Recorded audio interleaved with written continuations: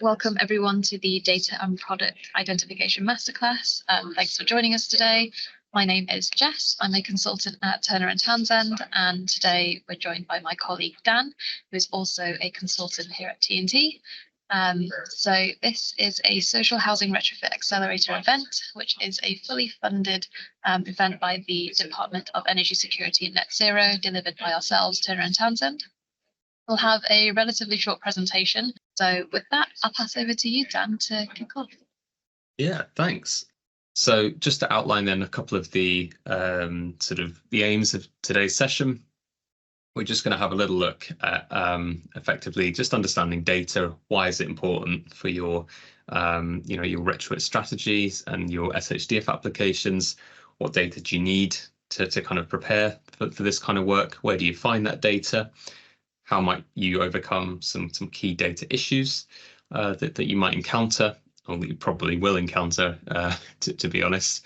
And then a little look at some software selection, a couple of the products out there on the market that might help you crunch the numbers basically and come up with a strategy and a project plan. And then, yeah, just a little summary at the end to kind of go back through everything. So first section, data. Why is it important? Good quality housing data will help you develop a more robust retrofit delivery plan, and assessments of properties. In doing this will be an important element, to help you formulate those plans and then inform your bids. You want to be able to sort of track and refine progress towards internal or regulatory standards. You want to be able to make the most of opportunities when they arise, and then, yeah, be able to identify where data is missing as well for the most cost-effective surveying. So having a think about really good data management practices and how you can basically make those better throughout your organization. Okay, next slide. So why is that important? Having good data can help inform your contractor activity, produce meaningful reports, and develop a better delivery plan. And on all that, again, from what we're talking about today, we're really looking to build towards, some good SHDF projects. So again, if you've got any first inklings, I guess, of things that you'd like to talk about, or projects that you're thinking of, do just let me know. Some of that early cost information as well might be quite useful if you're thinking about your data as well. So engaging with the cost estimating team and informing them of the benefits to better structuring, storage, and maintenance of the data.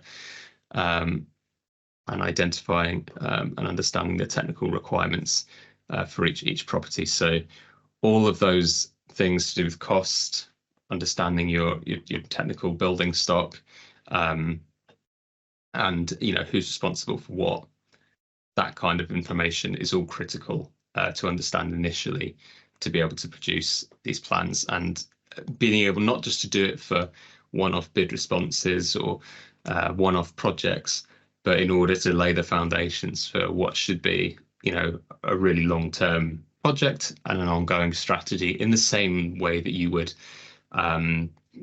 sort of be looking to, reduce subjective decision-making and misallocation and underfunding in any of your other plan works, kitchens, bathrooms, roofs, boilers, whatever it is.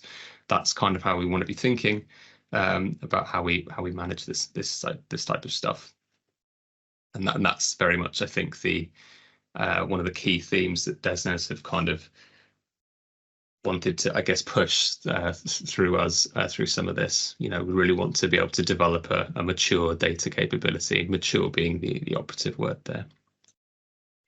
So what kind of data do you need? Well, already talked a little bit about some of those categories: technical stock data, cost. Just to look at some of those technical bits of data first, I think understanding the baseline performance metrics for each property. Your key one that you'll be wanting to look at, obviously, is the the SAP score and the heat demand of properties. So understanding, first of all, how energy efficient they are right now as of today, and those two headline scores are very much at the core of their SHDF bids. Also, some of the other key sort of metrics that you want to tease out, perhaps from that RD SAP or full SAP data set, would be things like your CO2 equivalent emissions and any fuel bill estimations from that. Important to note, obviously, if you're using SAP derived fuel bill calculations, those won't be accurate and reflective in the same way that collecting that information directly from your tenants would be.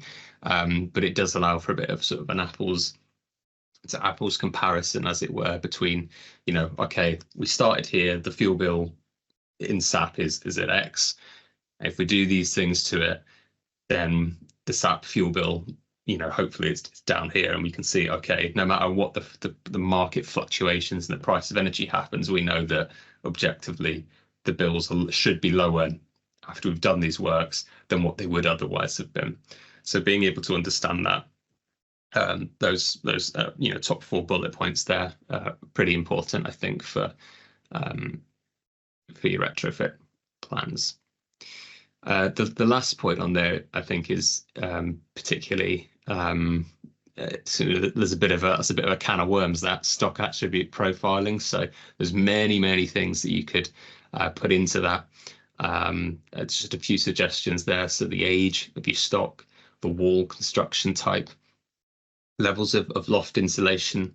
It's effectively really understanding your properties, and what's in them, and how that might impact things, not just on a technical level, in terms of helping you understand the building's performance, as it is already. So, for example, as it says there, levels of loft insulation, but also things like your wall construction type that could have a big impact on how you apply for the funding. Previously on SHDF, for example, it's been all about solid wall cost cap and cavity wall cost cap, and the amount of funding you can get changes depending on which one you apply for. So understanding those bits of information, again, really important as well.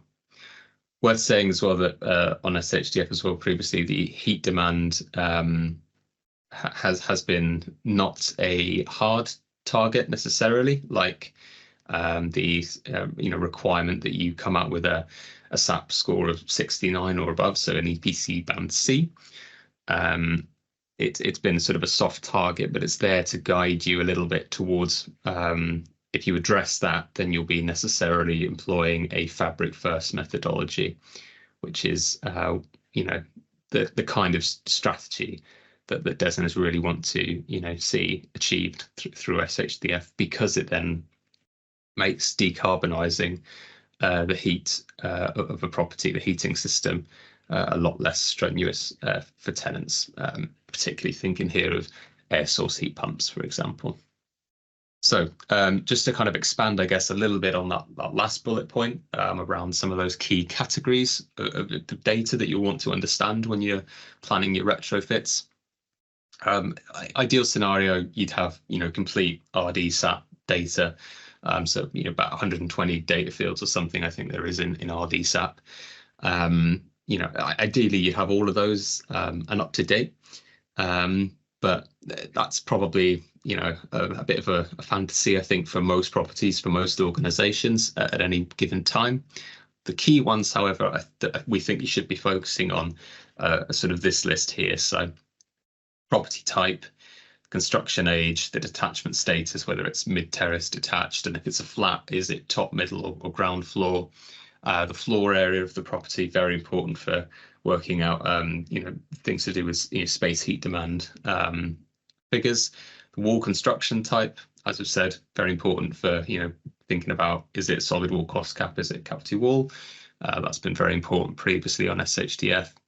The level of wall insulation, so if it's a cavity wall, does it have CWI in there already? If it's solid wall, does it have external wall insulation on it, or internal? Or is it completely uninsulated? Obviously, it's important to know that before you begin your retrofit. You want to tender for a bunch of EWI works and then find out that there's already internal insulation on a property that you weren't aware of, for example. That would be rather silly. The roof type as well, is it flat, is it pitched? That's going to impact obviously what you can do to a property, and again the level of insulation there. And then lastly, those three categories around heating. So the type of heating, is it a boiler, is it a storage heater? And then what's fueling that? Is it mains gas? Is it electricity, LPG, oil? What is it? And then water heating as well. So is it a combi boiler that does both your central heating and your hot water? Is it from a separate tank? Or is it an immersion heater electric system? All of those, if you get those together, those key categories, you should have a pretty good idea of where you're starting from, and what then you can begin to think a little bit about. Okay, what might we need to do to this property, and how that might overlay with the kind of funding that you may be able to get for it. So you could just use your baseline data to assess your retrofit options. However, it can also be beneficial to have some other information to hand as well. So there's just a few bullet points here with other sort of additional bits of information which might really help shape your strategy and your project plans. So, having a list of properties that are in conservation areas, for example, there's going to be, or properties that are listed, there's going to be severe restrictions potentially on what you can do depending on the local planning authorities, what they grant, for example, as permitted development. That's if you're planning to do things like, any EWI or solar PV, or even air source heat pumps, things that might affect the external area of the property, windows, that's going to really impact potentially what you can do and when you might want to tackle those properties. Do you want to tackle them as a bunch? Probably. Do you want to, come back to them later in your plans after you've already got some retrofit experience under your belt elsewhere? Potentially. It's just something really to think about when you're planning. Likewise, things that you've already got in the pipeline in terms of works. Are you going to go around a particular estate and do all the windows in 2028? If so, maybe that's a good time to think about, EWI. So, looking for those opportunities, I guess, to sort of ease, your way through. If you're, no point paying for scaffolding twice, no point ripping out windows and having to reinstall them. If you're doing something later on, it just makes financial sense to kind of streamline things in that way. Other things that you might want to think about as well, so heat networks, if you've got any local heat networks. For example, I'm up in York. I know that over in Leeds, they've got the big Leeds pipes network. So, is that something that you could connect to, take advantage of? Plenty of local authorities around the country that are sort of facilitating those large networks that you might be able to, like I say, take advantage of, particularly if you've got things like, high-rise blocks in your portfolio, which, heating-wise does get a little bit more tricky, I think, sometimes to decarbonise. You don't have the space necessarily to do things like air source heat pumps and whatnot. The default tends to be to resort to storage heaters or expensive shared loop systems or something like that. So just having another option to kind of consider can be really helpful. And then your organization's energy goals. What is it actually you're trying to achieve? Are you trying to get net zero by 2050, 2040? How are you considering, your portfolio within that, your housing portfolio? How are you trying to get towards, help those houses achieve net zero? Are there any particular other goals that you've got in terms of fuel poverty, areas that you might like to target first to sort of, help tenants with bills? Everybody's got their own priorities internally. So, how can retrofit help you achieve those goals? I think is another really interesting thing to be thinking about when we're making these plans, and we've got to present them then to somebody further up the ladder than you. And then, lastly on there's just a couple of other things on other barriers and supply chain prices. If you've got any particular information in regard to that might help you shape plans, that can be really useful to input, as well as other things like, the history of tenant refusals at particular properties with particular measures.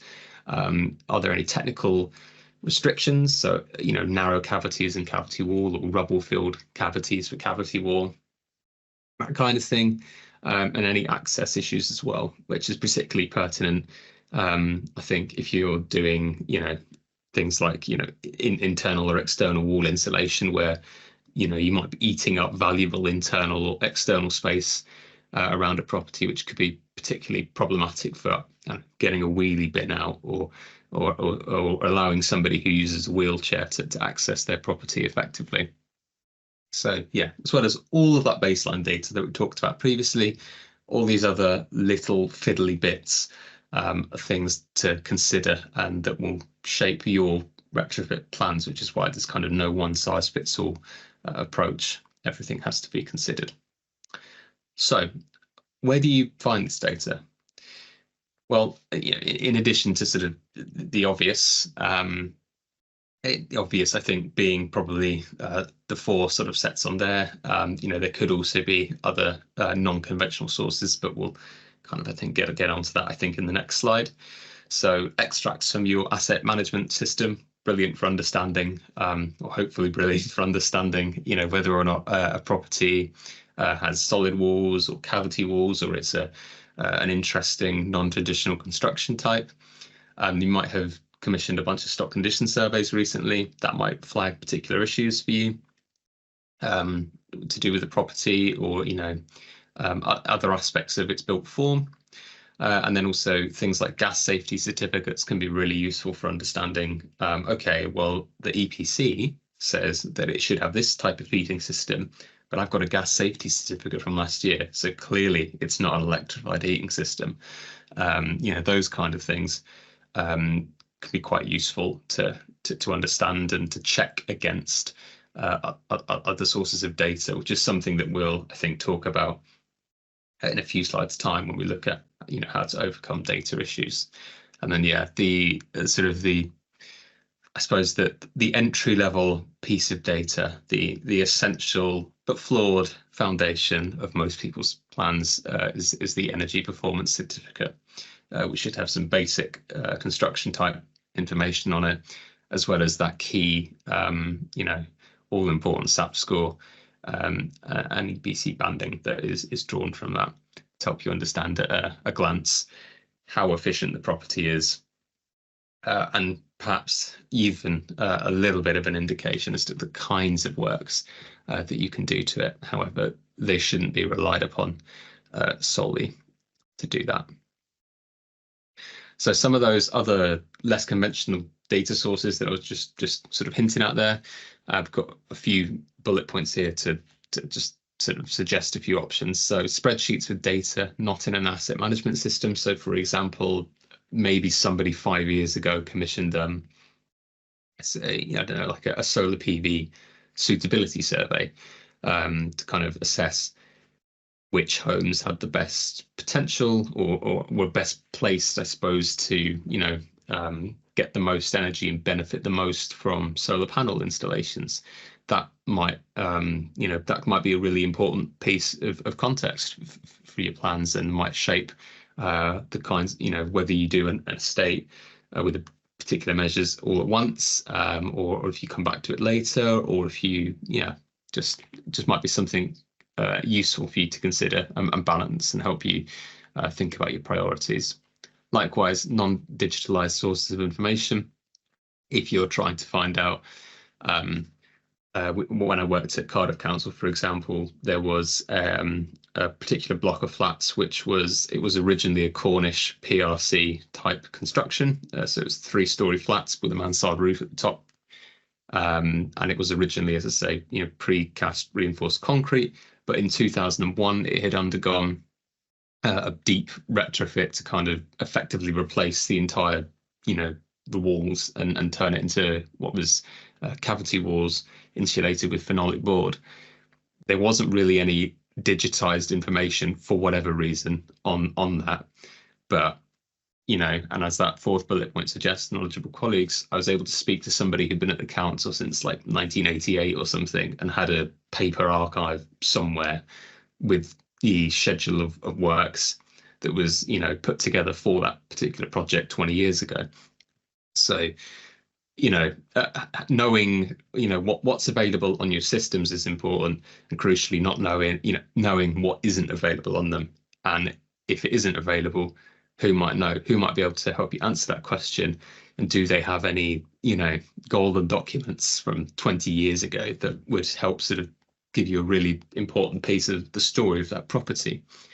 And then, the third bullet point on there as well, Google Maps. So if you're not, if you're questioning some of the information that you see on an EPC or on your asset management data system, it can be quite useful just to have a little sort of desktop checking out of the property or on Google Street View, just to sense check a few things, particularly if it's particularly old data, and you're more likely to have had a Google Street View car come past the house in recent years. That for me has been quite handy on a number of projects, particularly when I worked at Cardiff Council, and they were looking at doing a lot of area-based schemes. So it was important to understand, okay, which ones were the privates and which ones were the definitely our ones, and what condition were they in, those kind of things. So if you've got estates that are peppered with right to buy, that kind of information can be, depending on how accurate your records are, quite useful to sense check in that way, particularly when you consider the infill limitations that have been put in there on previous rounds of SHDF. So how to determine if the data you're using is good quality for your project? How do you do? So obviously the first thing to say is the more recent the data source, it's probably more up to date, isn't it? So more recent EPCs are probably better than older ones. I think that goes without saying. But if you've got any surveyors in your organization that can help you verify things, or any sort of more advanced surveys that were completed, so retrofit assessments, or if you're really fancy, BIM or LiDAR scans, all of that can give an increased confidence in the data source, and sort of help to cross-verify things. If you've got costings from suppliers, obviously that's better than using sort of estimated costs based off previous projects or energy modeling software. In terms of verifying that data as well, have you taken steps to verify the data? So I think, as I just said around EPCs, is there any way that you can cross-check that or verify that with other sources of data? And then completeness, as you may have already gathered from all the stuff I've been saying, there's a lot of unknowns a lot of the time with this stuff. How incomplete is it? What are your known unknowns? Can you collect more information on those? Do you have time to? Do you have the budget to? If not, is there sort of a second best thing you can use to give you at least some confidence in the information that you have today? You might not be able to do BIM or LiDAR, but can you get somebody to verify a piece of information when they go out to visit the property to do something else, that kind of thing. So that all, I think, serves as a nice little sort of preamble into overcoming data issues. So we've just got a quick table here to sort of look at some of the typical issues that you might face in collecting data for retrofit and sort of a suggested solution. It's very normal to have data issues. I can't think of a single person or organization I've worked with that didn't have some issues with their data. Even the ones that are sort of really on it. It's just you're working on your properties all the time. It's basically impossible to be 100% up to date 100% of the time. But with a bit of cleansing, a bit of processing, you can still produce a very useful data set that can be used to assess your stock. So some of the typical issues: old data. Well, that I guess you kind of got to use it unless you have additional data to suggest something has changed. And that's where I think knowing your organization, knowing who else outside of your team might have been to a property more recently, that might be able to confirm something for you, that can be quite handy. Particularly if you're working in an environment which is quite siloed, and you might not have a view of that. That might be something to consider working on and building some relationships up with people in different teams. Incorrect data, a lot of the time that's quite obvious, to be honest. If your EPC for your 3-bed semi is saying it has a floor area of 16 meters squared, that kind of stands out, doesn't it? So there's issues like that which are quite obvious to ignore and correct, I think. Conflicting data sources, between data sources, it's up to you, I suppose, really, to make that assessment of which source is more confident, whether that's based on how recent it is, the quality of the survey or the surveyor in many cases, as it is with EPCs. And then, confliction within data sources. So the same source is telling you two things which are incongruent or cannot be true, you're going to need to use other data fields or other data sources to come in and just give you that other perspective to kind of verify, what is the truth? What is this actually trying to say? And then, missing data. If you're missing data, you could either potentially clone in data with the kind of asterisk that it's cloned, and therefore it's an assumption. Or you could conduct a survey, particularly for key data fields that can't be easily as cloned. So I'm aware that a lot of those tips are quite general, but it's hard to be more specific without a specific problem, because every property is different. Very similar, many properties, of course, but every property has a different person living in it and a different history. So I think we'll just move on now to sort of the last couple of slides, I think, before the summary. And this is just a little bit of looking at really software providers. So big BBC style caveat there. There are many more providers on the market than are listed here in the following slides. Carry out your own research and due diligence. Quite happy for this to be a bit of an open session. So if anybody's got particular experience with some of the listed providers, do feel free to chip in. As I say, I've only got quite limited experience with a few of them. So when selecting a software product for your organization to help you manage your retrofit strategy and your retrofit planning, you want to be looking for software that includes these three key functionalities. So a platform to upload and manage your housing stock data and identify any data quality concerns. Something that's got RDSAP modeling functionality, so you can produce your baseline calculations on an individual and a whole stock basis. So understanding where you're coming from.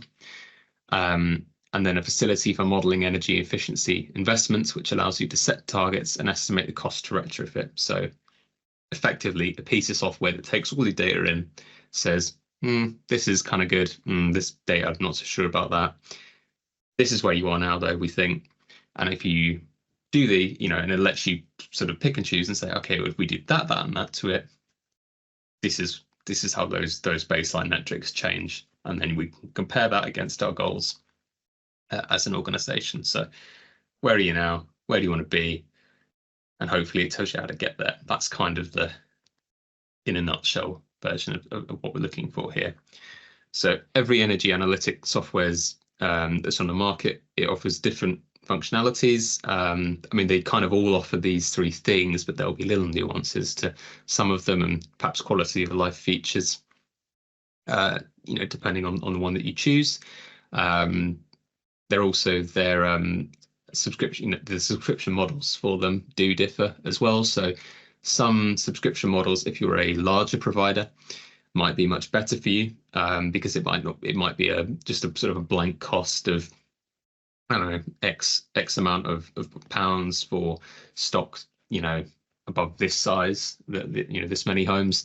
Others might be working more on like you pay X amount per property or something. So if you get very large numbers of properties, suddenly, this kind of sums fall apart. You don't get the economy of scale that you might get with a different provider.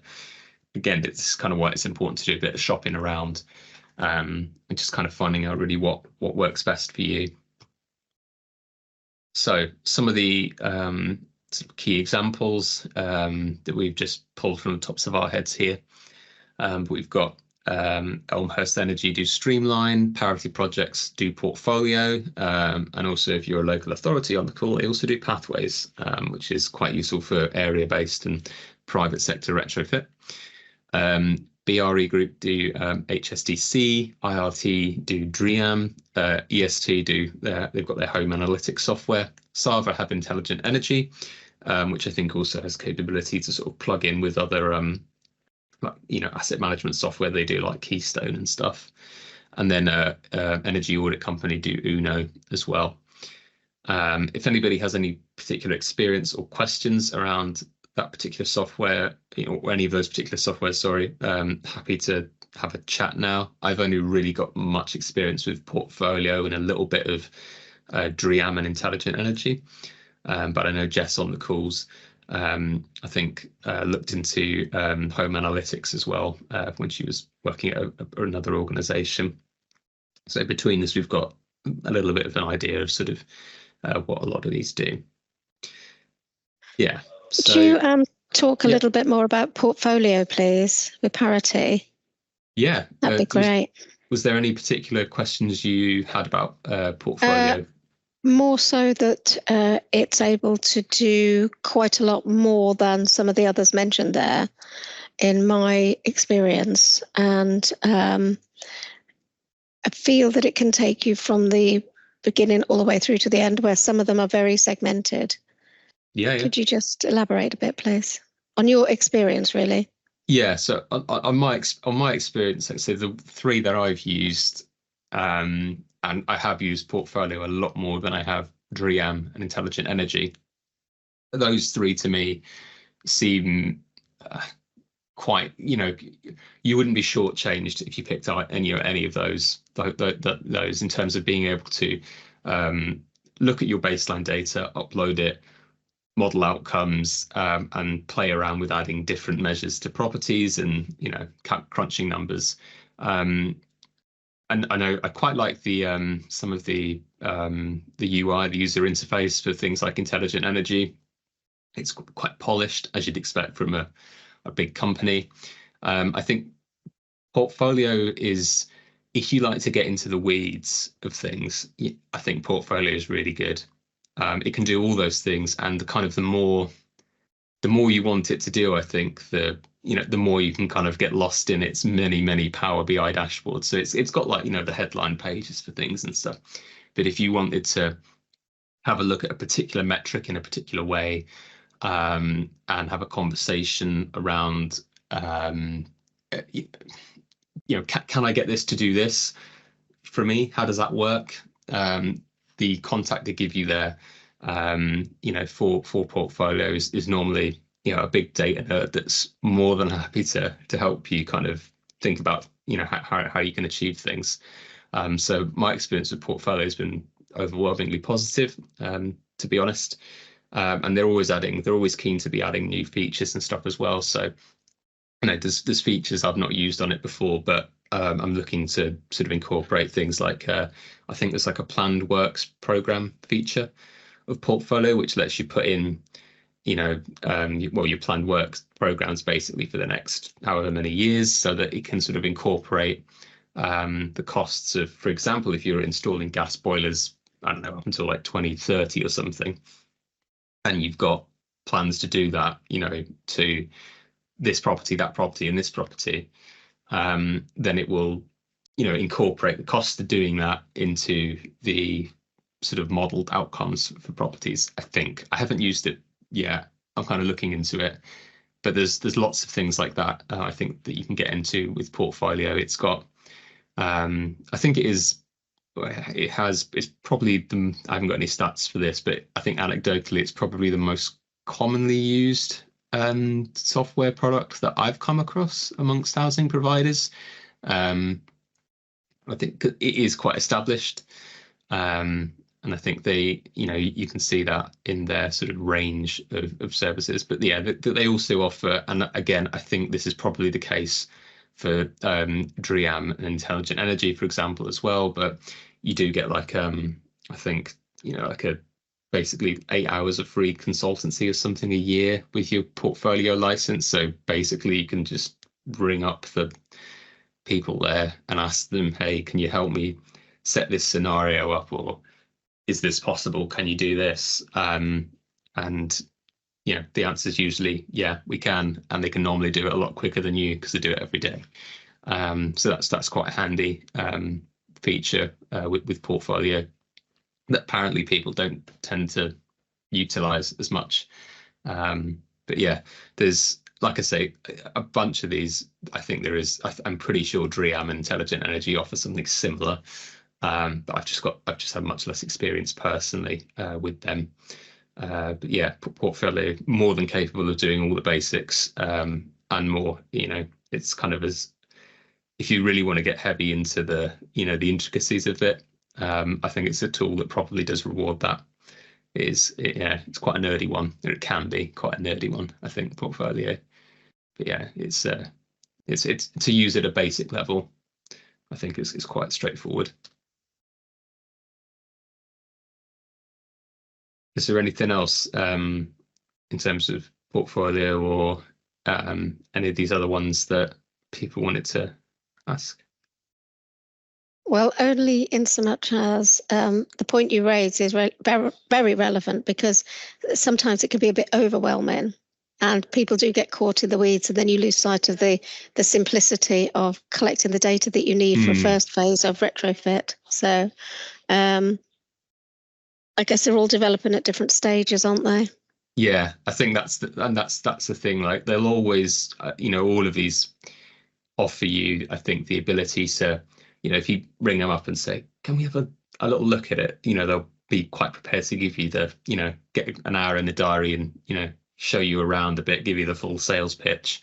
But I think certainly if you're new to it, new to using this kind of software, I think probably that the most important thing is, aside from all the obvious stuff about, which subscription model works for us as an organization, that kind of thing, I think it's really just about what feels approachable and comfortable for you to use, and would you feel supported to use that as well? Because there's lots of people that we've worked with or we've come to work with, and we find out they've got, a license for one of these softwares, but the person who used it moved on, or they just, it's kind of languishing a little bit. So having something that you feel able to get a good grasp of the basics, first of all, I think is probably the most important. To not lose sight of, as you say, those sort of, what you're really trying to do here. Take my data, tell me where I'm at, tell me what I need to do. If you feel that you can get it to do that, and you can understand how it's trying to do that, like the workflow of the software, I think that's probably the most important thing for you as an organization, first off the bat. Anything else really is a bonus and a nice to have, I think. Yeah.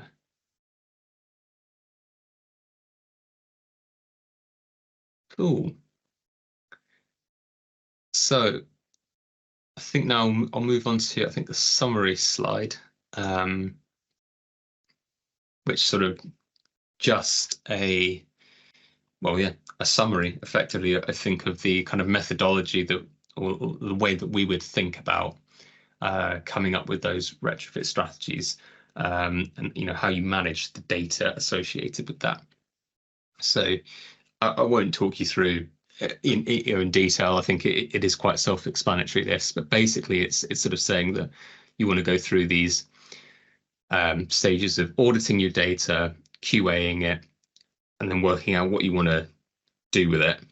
And then you kind of end up in a bit of a cyclical pattern where you're constantly feeding in data, cleaning it, modeling it, analyzing it, acting on that data, so applying for the funding and actually doing the projects, and then, you know, updating your data afterwards, and then kind of starting again. So you're constantly collecting and inputting better, more quality data into the system so that you can make you know, accurate decisions and sensible decisions, you know, for the long term, that allow you to pick up funding along the way. So, you know, you don't want to be in a position basically where you're constantly SHGF wave 3's here. Oh, find me 50, you know, 100 properties, 150 properties quick, you know, and scrabbling around trying to find all that. You want to kind of know where you're at. We've got a 10, 15, 20-year plan. We've got a budget set aside for retrofit every year. This is kind of the ideal scenario. And then we go through, oh, wave 3's popped up. Okay, well, we're due to do this in the next couple of years or next few years. Why don't we bring that forward slightly? We'll try and grab, you know, a few million quid here. And that way then I've saved our organization 3 million quid, you know, to achieve what we were going to do already. I think that kind of attitude shifts in terms of how we think about strategy is only really possible if you've got the data to help you do that. It's not really possible to kind of think like that on a reactive basis to when funding kind of arises. So yeah, again, that's kind of more the strategy side of things, but I think it's very illustrative of what you're trying to get out of, you know, why bother collecting the data? Well, it's to allow, you know, and managing it in this way, it's to allow you to, you know, be much better and much healthier in the long term for it, you know, and allow you to make those decisions and act in that way. So that you're not scrabbling around for you know, 150 properties, you know, with dodgy EPC data, and then getting on site and, you know, it all going Pete Tong. That's not where you want to be. So yeah,